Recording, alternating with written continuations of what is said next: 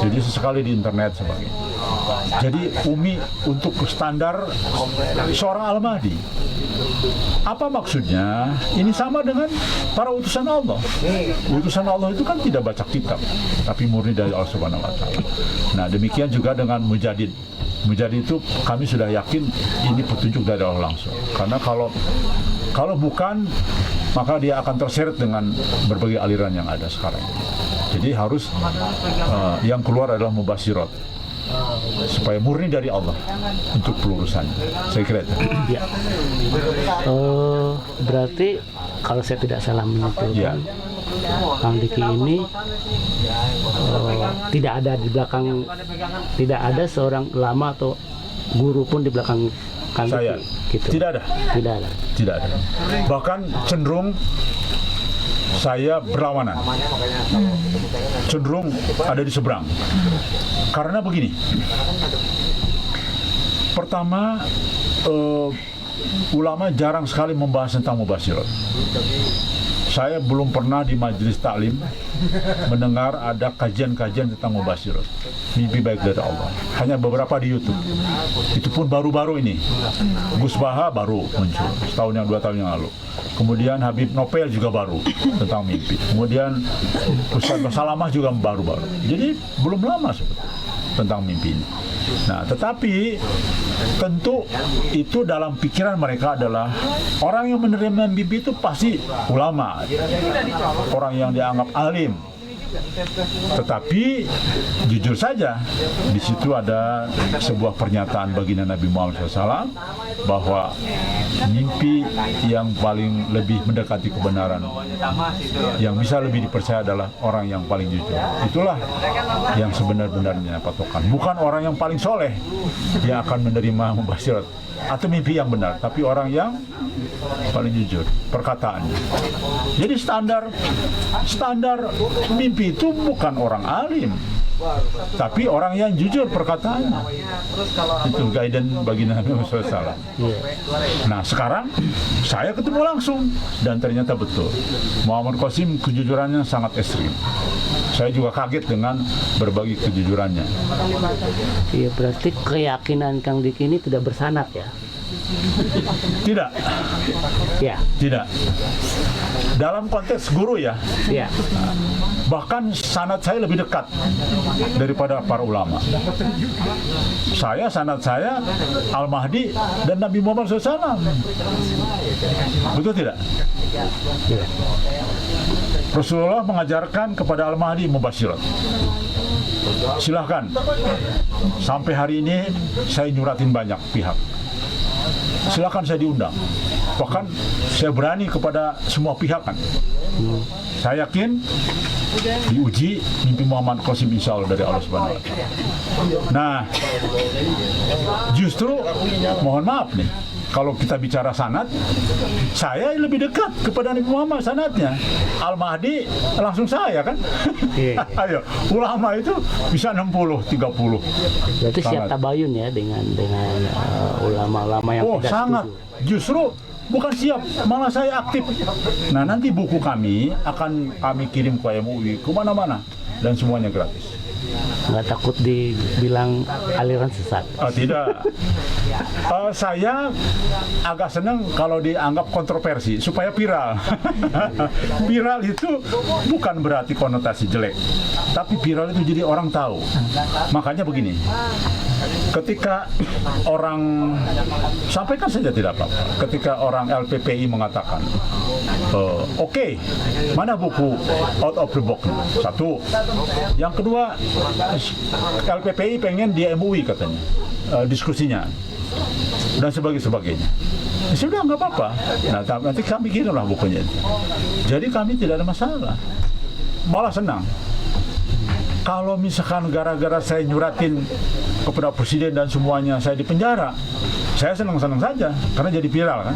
Jadi orang tahu tentang Muhammad Qasim.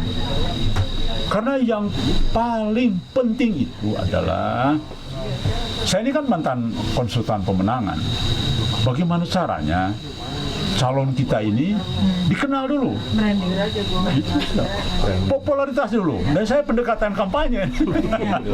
Jadi bagaimana mau mencintai kalau tidak dikenal? Baik, Mas mencintai saya, pasti rumusnya karena kenal.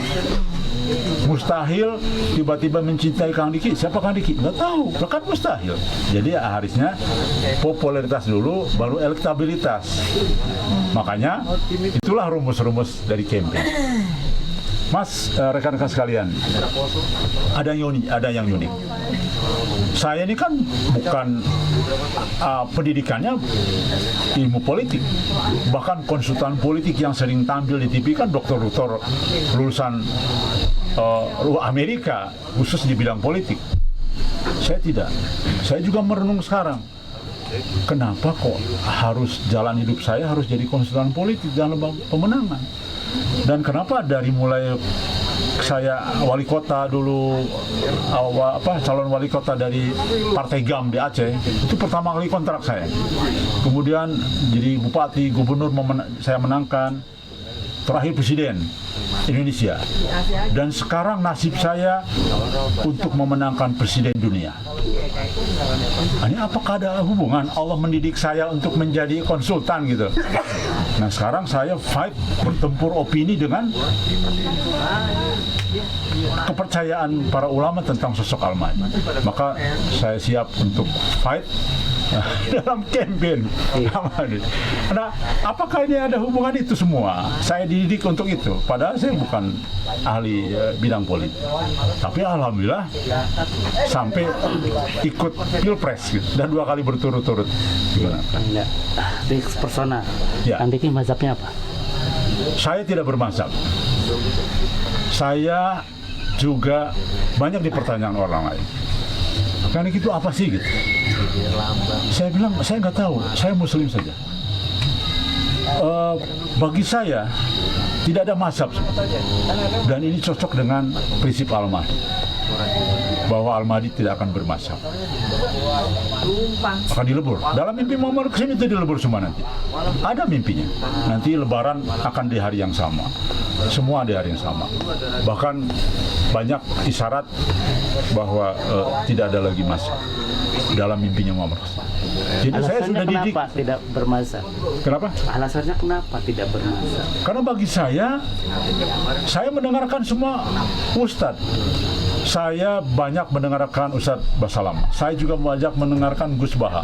Saya juga mendengarkan ustadz-ustadz dari Syiah. Saya mendengarkan semua.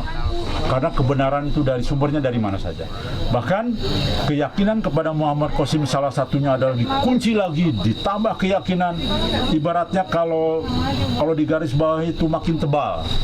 Ternyata banyak buku Syiah yang menyampaikan tentang sosok Al-Mahdi, persis itu dirinya Muhammad Qasim. Kalau Kang Diki mempercayai buku Syiah berarti bermazhab Syiah juga dong. Oh tidak, hanya tambahan ilmu saja. Semakin mempertebal tadi bahwa saya Sunni, saya ahli sunnah wal jamaah, sudah jelas. Tapi jangan lupa, saya dari dulu sebelum ketemu Muhammad Qasim, ketika saya masih di Arimatea, ketika diundang pada perayaan Syiah, saya datang. Berbeda dengan prinsip teman-teman lain. Wah, jangan itu, jangan. Saya bilang enggak, saya mau hadir. Ingin tahu surat apa? Asyura. Yang itu. Saya hadir. Nggak apa-apa kenalan. Saya dijamu. Saya kan dulu sekjen Arimatea kan. Mereka juga suka nonton VCD saya. Jadi mereka ngundang saya. Tidak ada apa-apa hadir. Kenapa harus bermusuhan itu? Jadi saya terima. Makanya di sini di Majelis Gajah kami terima semua, silakan aja. Bahkan non Muslim pun banyak yang gabung, ada beberapa yang gabung di grup non Muslim.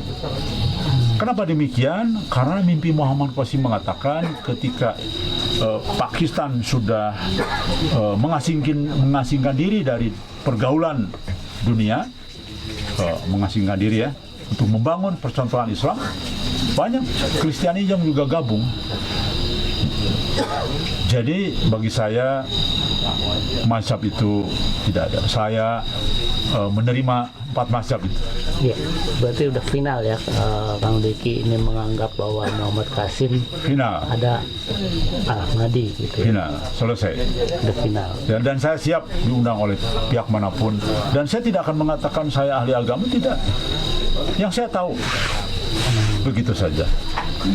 Kang, Ya. Prinsip agamanya hampir sama dengan Al-Zaitun ya.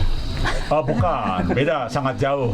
Tidak bermazhab juga. Tapi tidak bermazhab, Ya. Al-Zaitun menurut saya melampaui batas. Kalau saya tidak bermazhab dari 4 mazhab ini, ya semua saya terima. Bukan mazhab Soekarno saya. Atau mau bikin mazhab sendiri? Enggak, artinya gini, tidak bermazhab itu saya nerima semua mazhab. Iya, Ya, sekarang sampai saya terima, yang lain saya terima gitu. yang ada di perasaan Kang Diki seperti apa sih sebenarnya dengan yang Kang Diki jalankan ini? Apakah ada tersirat sesuatu ambisi tertentu atau bagaimana atau? Saya ambisinya kuat untuk masyarakat tahu bahwa ini sudah masuk fase akhir zaman, bahwa Muhammad Qasim itu Al-Mahdi. Saya ambisinya kuat, di situ ambisinya. Apa yang Kang Diki harapkan dari hal itu? Saya sederhana aja. Pertanyaan Muhammad Qasim juga kepada saya, bro, kamu tuh apa sih maunya kok sampai habis-habisan berjuang gitu ya? Saya bilang, saya pengen mati dalam keadaan syahid, itu aja. Saya pengen ikut Ghazwa dan saya mati di situ. Itu aja. Kenapa demikian? Saya ingin membantu orang tua. Kalau saya mati syahid, maka saya punya kesempatan memberi syafaat kepada 70 orang. Dan saya paham keluarga saya seperti apa agamanya, ya lingkungan. Jadi saya pengen itu aja. Udah sederhana itu. Jadi tidak ingin pengen apa-apa. Pilihan syahidnya berat deh. Pilihan Kan syahidnya berat. harapan. Kita boleh harapan, kita boleh Kan berdoa banyak yang dan lebih mudah berusaha. lagi kan. Kenapa pilih yang berat begitu? Begitu. Karena surga itu mahal. Surga itu mahal. Dan itu menjadi satu prinsip bagi saya. Alhamdulillah, saya lebih bahagia daripada zaman dahulu.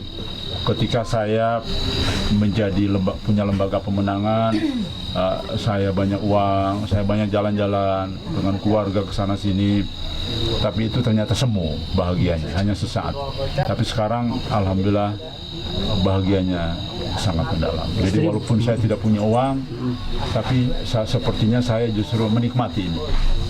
Istri berapa sekarang Kang? Saya alhamdulillah yang tersisa itu ada 2.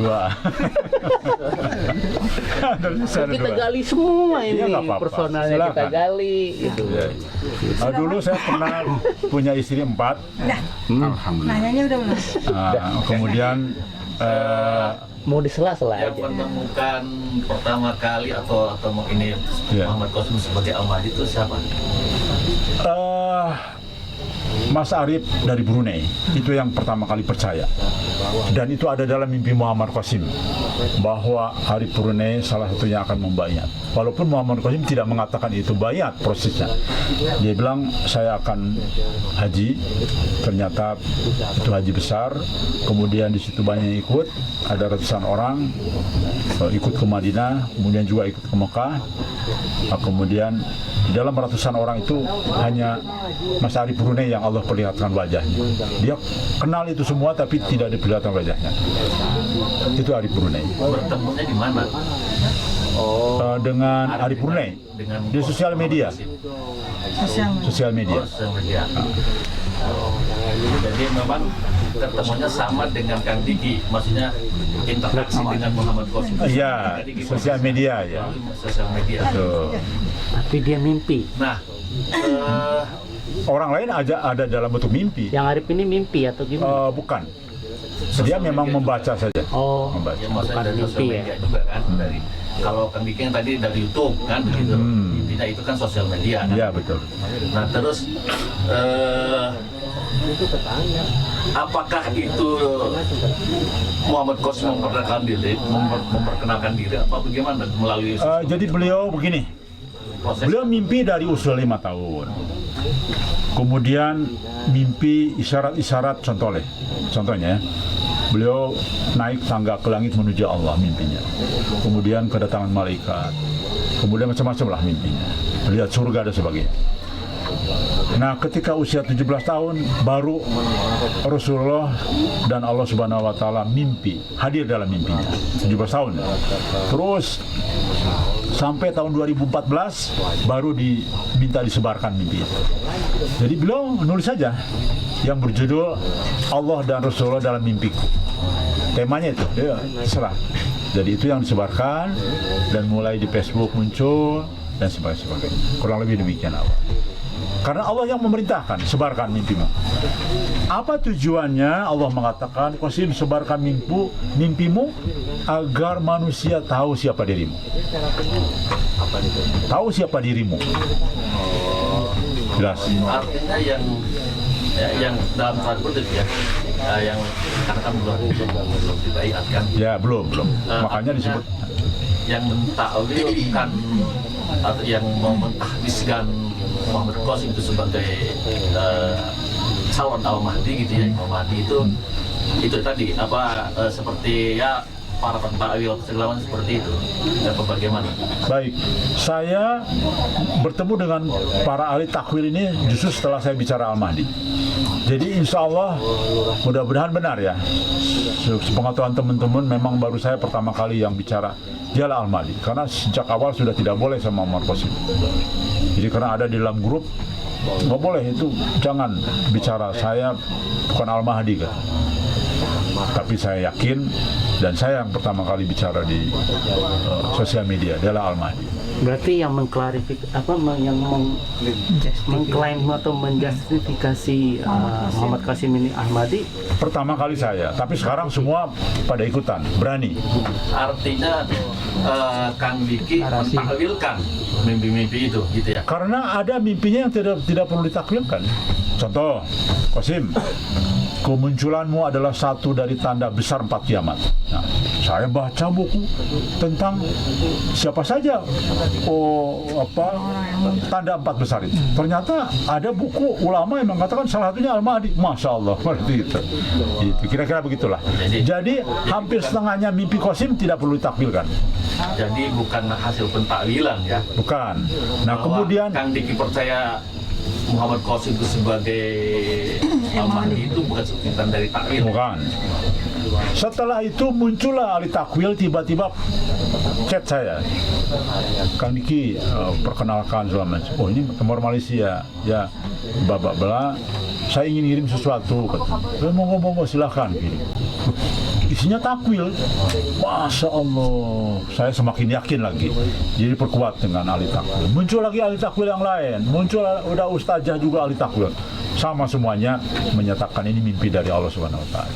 Jadi itu menambah keyakinan saya. yang dari luar yakin ya, Indonesia belum ya? Justru Indonesia paling banyak yang percaya Muhammad Qasim. Jadi gini, Indonesia lah yang paling banyak percaya Muhammad Qasim. Ranking kedua adalah Malaysia. Ranking ketiga sepertinya Bangladesh. Tapi sekarang sudah mulai dikalahkan Pakistan sendiri, sudah mulai banyak yang percaya. Berapa negara kira-kira yang sekarang yang sudah? Kalau saya lihat, perhatikan ada sekitar 20-30 negara. Tapi masih cuma 2 orang. Dari Afrika 2 orang, 1 orang, dari Amerika sekian orang. Kelihatannya begitu. Kang Tujuannya Diki, Pak, Kang, kalau Majelis Gaza ini ya, sekilas tadi saya baca, ya kan, apakah ini tidak takut dibilang teroris atau sebuah perkumpulan yang memang tersembunyi, ya, daripada, nah terus kan tadi juga Kang Diki bilang tidak percaya, maksudnya menerima mazhab tetapi tidak bermazhab. Semua saya terima. Ya, diterima tetapi tidak bermazhab. Apakah tidak takut ada pembicaraan seperti itu? Ya, justru saya bukan takut, malah saya nyamperin. Pertama kali Gajah berdiri, saya sudah ketemu dengan salah satu direktur BIN. Saya kebetulan punya teman yang dulu Kabinda Sumatera Selatan ya, Palembang itu. Ketika saya berhadapan dengan NII KW 9, saya salah satu musuhnya NII KW 9 sudah lama, karena banyak hal yang saya ungkap. Kemudian banyak pengikut mereka saya culikin. Culikinnya adalah begini, orang tua pada minta kepada saya untuk menolonglah anak-anaknya yang masuk aliran mereka, masuk Gapatar, masuk Mila Ibrahim dan sebagainya. Lari dari rumah, kuliahnya berhenti. Akhirnya orang tua ngadu kepada saya. Kebetulan saya memang dulu suka diundang untuk training intelijen Muslim. Karena saya punya pengalaman tadi menangkap beberapa jaringan CIA. Maka mulai nama saya dikenal, kemudian banyak yang minta semacam diskusi. Akhirnya saya bikin materi itu. Akhirnya ibu-ibu mendengarkan bahwa wah, tolong, saya kan dulu dipanggil Ustaz ya, Ustaz tolonglah bantuin anak saya begini. Oke, saya bilang tolong minta surat kuasa dari Bapak untuk mengambil paksa anaknya. Alhamdulillah dibikin surat kuasa, diketahui oleh pimpinan di satu wilayahnya lah, entah itu desa, entah itu RT atau apapun. Dan saya cari tahu, ketemulah di Palembang, markasnya banyak, Gapatar itu. Ini orangnya kita intip dan sebagainya, kita selidikilah seperti seorang intelijen. Akhirnya ketemulah, ketika dia jalan sendirian kita tangkap, masukin mobil, paksa gitu, bawa kabur langsung ke Jogja. Dan di Jogja itu ada teman saya punya pondok pesantren dan siap dibikin ruang-ruang seperti penjara yang tidak bisa keluar. Di brainwashing kembali, setelah sadar orang tuanya dipanggil, dijemput orang tuanya. Dan itu saya berhadapan dengan Ahmad Busadek, saya berhadapan dengan Panji Gumilang dan sebagainya. Kang Diki, Ustadz akhir zaman, siapa? Zulkifli Uzma, ya. Dia pernah mengatakan bahwa dia juga mengatakan bahwa Imam Mahdi sudah ada memang. Ya. Tapi dia sekarang di Palestina. Nah, itu gimana tanggapan dari, kan berarti nggak sejalan nih dengan keyakinan dari Kang Diki, gimana? Ya, saya kira itulah ketika pendapat hanya teks. Ya. Semua ustadz tidak sependapat juga, bukan hanya kami, tapi juga semua ustadz tidak sependapat dengan Uzma. Bahkan Uzma menurut saya agak gegabah. Terbukti hanya dengan chat orang, dia yakin Al-Mahdi sudah ada. Kan terang-terangan tuh, saya dapat WhatsApp, Al-Mahdi sudah ada di Madinah.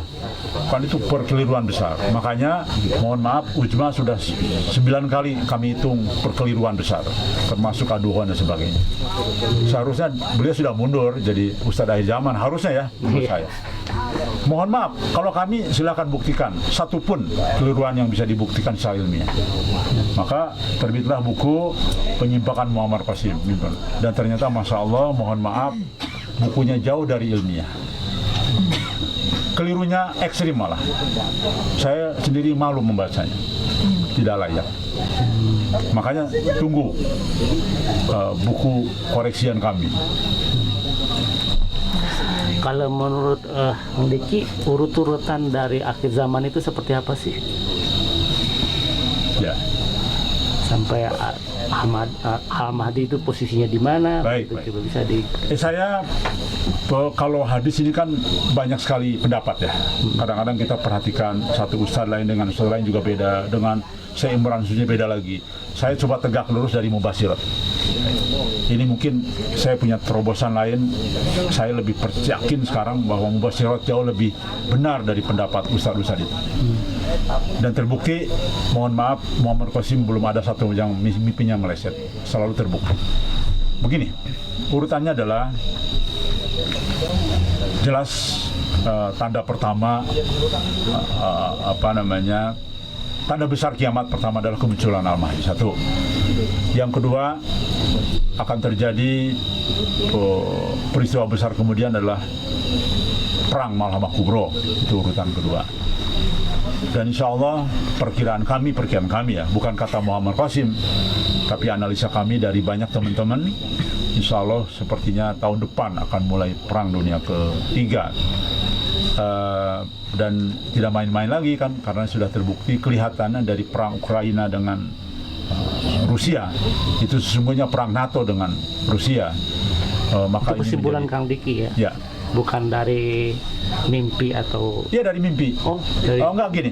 Kalau konteks perang Ukraina itu bukan dari mimpi, tapi pembuktian apa yang disampaikan Muammar Qasim itu urut-urutan yang mendekati kebenaran. Dia Kemudian berikutnya adalah akan ada penyerangan ke Turki. Itulah awal pertama kali memicu perang dunia ketiga. Itu dalam mimpi Muammar Qasim. Sampai sedetail itu. Detail itu. Makanya saya katakan, apa bedanya peramal dukun-dukun itu dengan mimpi Muammar Qasim? Kalau Muammar Qasim itu menyebutkan nama, contoh mantan Perdana Menteri sebelum Imran Khan akan terbunuh mati. Kembali ke Pakistan akan terbunuh. Imran Khan akan berkuasa tidak sampai, putus di tengah jalan, terjadi. Jadi betul-betul menyebutkan nama, tempat. Illuminati disebutin, ada dalam mimpi Muammar Qasim. Jadi bukan dukun, bukan peramal. Kalau peramal kan tahun ini kemungkinan akan ada orang terkenal, artis yang meninggal, tapi tidak menyebutkan namanya. Oke, sampai di Turki tadi gimana? Nah, setelah itu Turki diserang, wajar diserang, logikanya masuk, karena Turki adalah duri dalam daging di NATO, ngelawan terus kan. Yang nyerang siapa? Rusia atau gimana? Iya, sekutunya Amerika dan sebagainya. Maksudnya yang nyerang NATO ke Turki atau? Iya, Amerika dan sekutunya akan nyerang Turki. Dan itulah dalam mimpi Muammar Qasim pertama kali disebut dengan Malhamah Kubro. Oke, merembet, Arab Saudi akan diserang. Masuk akal. Kenapa? Kelihatan Arab Saudi sekarang sudah beralih ke Rusia, sudah mulai meninggalkan Amerika. Tanda-tanda itu sudah sesuai dengan mimpi Muammar Qasim. Dan itu terjadinya tahun depan. Mulai, insya Allah akhir tahun atau mungkin pertengahan tahun, tapi walau alam. Kurang lebih sekali lagi ya, bisa jadi awal tahun 2025, tapi itu kurang lebih. Dan itu dimulai dari Turki.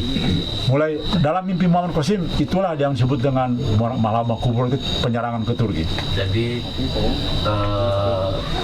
antara Ukraina sama Rusia bukan sebagai pemicu. Bukan, itu pemanasan saja. Sebab musabab menjadi itu. Itu bukan Malhamah Kubro. Karena Malhamah Kubro itu adalah dalam konteks menyentuh Islam. Kalau itu nggak terjadi gimana? Kang Biki akan meralat atau gimana? Oh, saya minta maaf saja. Minta maaf saja, tidak apa-apa. Oh, berarti kami keliru. Bukan mimpinya Muammar Qasim yang keliru, tapi kami yang menganalisa salah tahun gitu aja. Karena mimpi Muammar Qasim sudah banyak yang terbukti. Masa yang berikutnya kami ragu gitu. Begitu aja. Dan detail mimpi Muammar Qasim itu detail sekali. Tapi urutannya seperti itu ya, untuk waktunya itunya aja. Waktunya saja yang bisa jadi kami keliru. Oke, yang lain silakan. Ya, Kang, kalau saya sendiri juga mempercayai bahwa Imam Mahdi itu akan turun. Tetapi juga di Kesundaan itu kan ada juga timbul dengan bahasa bocah angon. Ya. Apakah ini bisa disamakan seperti itu, atau maksudnya dalam dua bahasa kata yang berbeda, apakah sama orangnya atau seperti apa? Ya, saya juga baca ada Satrio Pininggi, Bocah Angon, sebagainya lah, macam-macam. Ya, Satria Peningit lah apa. Kalau menurut saya itu semua memang berdasarkan dari rujukan kitab-kitab juga. Manuskrip-manuskrip yang ada, yang dibaca oleh para tokoh-tokoh zaman dulu. Hanya mungkin improvisasi waktu itu kan belum terlalu global pemikirannya, jadi masih ke daerah. Bisa jadi Satrio Piningit itu adalah sosok yang ada di Indonesia yang memang hanya untuk Indonesia. Bocah Angon juga demikian, bisa jadi hanya untuk keindonesiaan. Dan dalam keagamaan itu tidak dikenal sebetulnya. Yang dikenal adalah Al-Mahdi. Jadi mungkin saja itu benar, tapi lebih kepada keindonesiaan. Yang paling benar adalah Bani Tamim. Bani Tamim itu ada dalam rujukan hadisnya. Dan sekarang mulai bisuara Bani Tamim itu artinya adalah suku Melayu yang akan mendukung Al-Mahdi. Dan ternyata orang yang percaya Muammar Qasim mayoritas orang Melayu sekarang itu. Orang Melayu. Ya, Indonesia Malaysia. Ya. Kan kita keturunan Melayu sebetulnya. Nah, beberapa ulama di dalam YouTube, coba perhatikan, Bani Tamim siapa? Itu mulai banyak mengatakan itu Melayu dengan berbagai hujahnya, dengan berbagai analisanya. Mohon izin Kang, Ya. apakah Majelis Gajah ini dapat aliran dana dari Pakistan dengan akan mendukung Muhammad Qasim Ya. dipercaya menjadi maaf ini. Ya nggak apa-apa. Makanya saya bilang setajam apapun, setajam silet nggak boleh.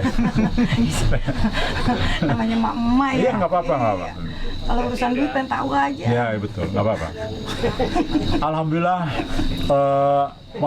Pakistan itu negara miskin, tidak mungkin ngasih ke saya. Kita yang harus ngasih ke Pakistan malah, karena di sana negara miskin. Jadi begini, alhamdulillah sama sekali tidak ada. Bahkan yang ada, kami sering membantu Muhammad Qasim malah. Teman-teman sering membantu membelikan apa, karena Muhammad Qasim tidak kerja. Bahkan mohon maaf, ketika pertama kali saya ketemu Muhammad Qasim, kaos dalamnya bolong-bolong. Masya Allah, saya bilang, kok bolong begini? Waduh, makanya tergeraklah kita membantu. Jadi yang ada, kita keluar uang, kita malah membantu Muhammad Qasim karena memang tidak bekerja. Nggak ada keraguan waktu itu. Tidak ada, justru tambah yakin. Tambah yakin. Dokumentasinya ada Pak? Ya, Dokumentasi ada ketika Bapak ketemu sama dia? oh banyak. Bahkan saya bandel. Pokoknya awas boleh bro Kang Diki, dia bilang Kang Diki boleh ke rumah saya, tapi jangan foto-foto tempat saya. Dari jauh, dari dekat tidak boleh. Oke siap, tapi saya bandel. Karena saya pengen meneliti bandel. Saya masuk kamarnya, saya foto, saya buka kolong, nggak ada buku. Saya pengen menyelidiki ada buku nggak kitab-kitab. Karena begini. Ini jangan-jangan mimpi Muhammad Qasim ini ngarang-ngarang karena dia baca banyak buku. Kok Bano? Saya korak-korek, lemarinya saya buka. Kurang ajar saya memang. Terus kasurnya tempat dia mimpi saya tidurin, ya Allah disinilah banyak mimpi. Wah sebentar. Pokoknya emang harus nakal. Nah, saya nekat. Bagaimana dengan lingkungan dia? Sempat Dia itu di perumahan mewah. Kalau di Indonesia itu seperti Pondok Indah lah. Jadi mewah-mewah memang. Bapaknya kan orang kaya. Seluruh anaknya dikasih warisan satu rumah.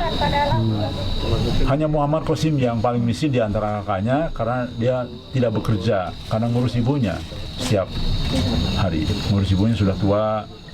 Sudah tua lah. Ya, pendapat lingkungan terhadap dia seperti apa? Di sana cuek-cuek.